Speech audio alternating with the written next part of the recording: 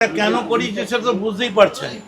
যখন এতক্ষণ ধরে 2 ঘন্টা 2.5 ঘন্টা ধরে টান উত্তেজনা, একটা থ্রিলার সিনেমার থেকেও বড় নাটক, তারপরেও যখন দেখলো যে নাথিং সিজ, তাতে বোঝা গেল যে এটা ইন্টেনশনালি মোটিভেটেড। একটা ফাস্ট বোলার বল করবে বলে দৌড়চ্ছে, একটা ফাস্ট বোলার লম্বা রানা দৌড়চ্ছে শেষে নো বল।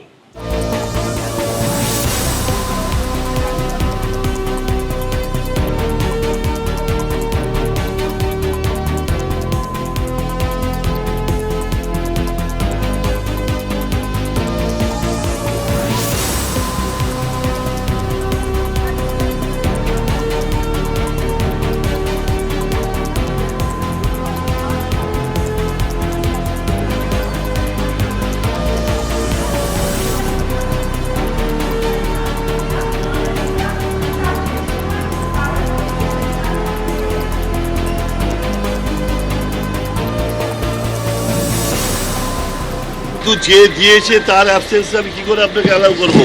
তিনি তো নেই, আমিও তো অ্যাডভোকেট। হ্যাঁ তিনি নেই তো। আপনার প্রেজেন্সেই আমরা না, আমি পারবো না। আমি আপনাকে এটা অ্যাডভোকেট, আপনি তো আমি কেন আইনটাও তো জানেন না, আমি কেন উইটনেস হবো আপনার? যদি না দেন তাহলে তার কনসিকোয়েন্স সেটা কি করলে সেটা আপনার ব্যাপার। আপনি উইটনেস যখন হবে না আপনি অবস্ট্রাক্ট করতে পারবেন না আমাদের। কেন? আমরা একটা জায়গা প্লেস সার্চ করব। আমরা কোনো ইললিগাল কাজ করতে আসিনি, আমরা তো আইনত একটা কাজ করতে।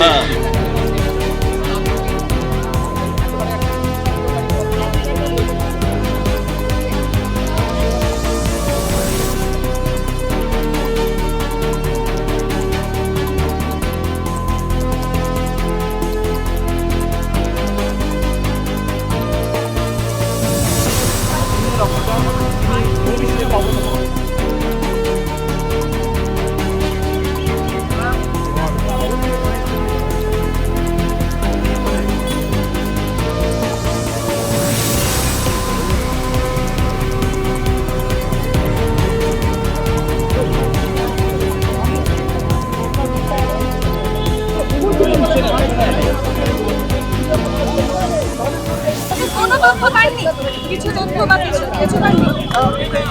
কোনো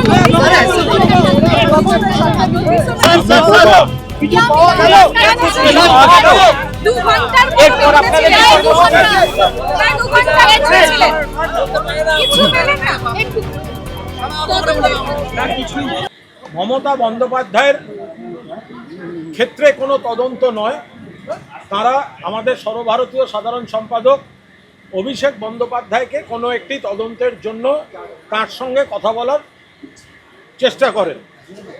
কিন্তু আমরা সবাই জানি মমতা বন্দ্যোপাধ্যায় এবং অভিষেক বন্দ্যোপাধ্যায় ইন্ডিয়া জোটের বৈঠকের জন্য এবং আনুষঙ্গিক কিছু গুরুত্বপূর্ণ বৈঠকের জন্য তারা দিল্লিতে আছেন।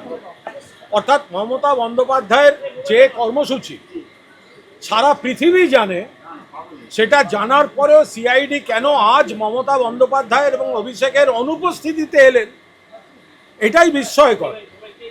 তো এখানে ছিলেন যারা, তাদের মধ্যে আমাদের অন্যতম নেতা এবং আইনজীবী শুভাশিস চক্রবর্তী তাদের অনুরোধ করেন যে যেহেতু এই মুহূর্তে অভিষেক বন্দ্যোপাধ্যায় কলকাতায় নেই এবং মমতা বন্দ্যোপাধ্যায়ও নেই দিল্লিতে, ফলে কয়েকদিন সময় দেওয়ার জন্য তারা ফেরার পর সকলেই তদন্তে সহযোগিতা করবেন।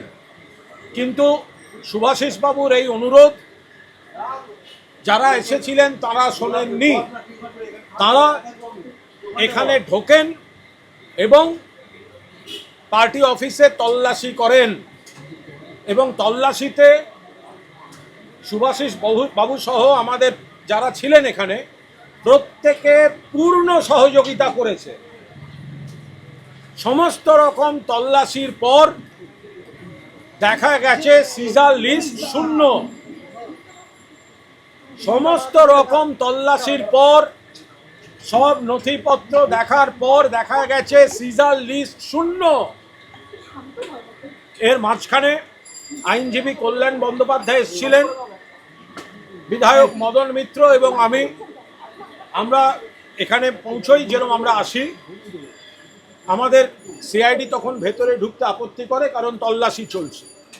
কিন্তু এই যে দীর্ঘ তল্লাশি, সেখানে সুভাষিস বাবু সহ বাকিরা পূর্ণাঙ্গ সহযোগিতা করেন এবং সেই সহযোগিতার পর দেখা যায় সিজার লিস্ট শূন্য। মমতা বন্দ্যোপাধ্যায় যিনি এখানে বসেন, এখানে থাকেন, যেখানে সকলে জানেন ঘোষিত কর্মসূচি ইন্ডিয়া ব্লকের বৈঠকের জন্য যাবেন এবং তারপর আনুষঙ্গিক গুরুত্বপূর্ণ বৈঠক আছে, সেখানে কেন তার অনুপস্থিতির দিনটাকে বেছে নেওয়া হলো?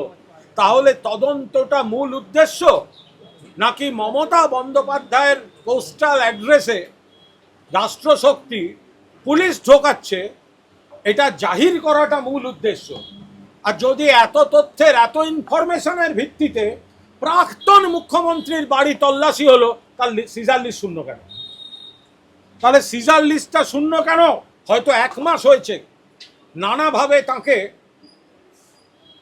বিরোধী দলের, তার দলকে বিরোধী শিবিরে পাঠিয়ে দেওয়া হয়েছে, কিন্তু তারপর থেকে যেটা চলছে একটা ভয়ঙ্কর প্রতিহিংসা, এবং আজকে সেটা সব রকম সৌজন্যের সীমা অতিক্রম করে দিল।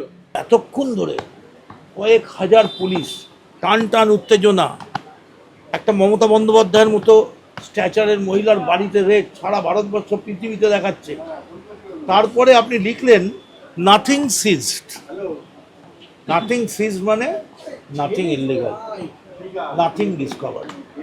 তাহলে কেন করলেন? তাহলে কি আপনাদের মমতা বন্দ্যোপাধ্যায়ের ইমেজকে মোটিভেটেডলি মেলাইন করাই আপনাদের টার্গেট ছিল? তো তাতে যদি আপনারা সাকসেসফুল হন, মানুষ সবটা দেখছে।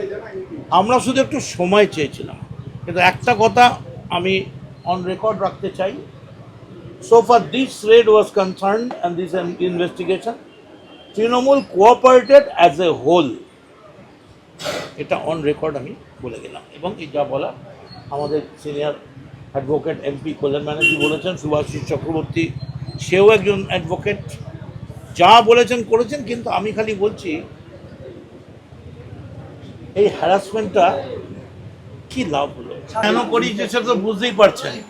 যখন এতক্ষণ ধরে 2 ঘন্টা 2.5 ঘন্টা ধরে টান উত্তেজনা, একটা থ্রিলার সিনেমার থেকেও বড় নাটক, তারপরেও যখন দেখলো যে নাথিং সিজ, তাতে বোঝা গেল যে এটা ইন্টেনশনালি মোটিভেটেড। একটা ফাস্ট বোলার বল করবে বলে দৌড়চ্ছে, একটা ফাস্ট বোলার লম্বা রান আপ দৌড়চ্ছে, শেষে নো বল। শুভেন্দু অধিকারী আজকে পুলিশ পাঠিয়ে দিয়েছে এক্স সিএম এর বাড়িতে, যেহেতু উনি নেই জেনে। পাগল হয়ে গেছে শুভেন্দু অধিকারী। অভিষেক ব্যানার্জিকে অফিস ও পশ্চিমবাংলায় গণতন্ত্র বলে কিছু নেই, অভিষেক ব্যানার্জি বাংলায় গণতন্ত্র শেষ করে দিয়েছে। বাংলায় পুলিশি রাজ চলছে, আর পুলিশগুলো শুভেন্দু অধিকারীর চাকর বাকর হয়ে গেছে, আইন ফাইন কিচ্ছু মানছে না, বুট চুষছে। তো সিভিল পার্সন নিয়ে এসছে, তারা হচ্ছে বিজেপির লোক, শুভেন্দু অধিকারীর খোদ লোক, এরা মিছিলে হাঁটে, তাদেরকে উইটনেস হিসেবে নিয়ে এসছে।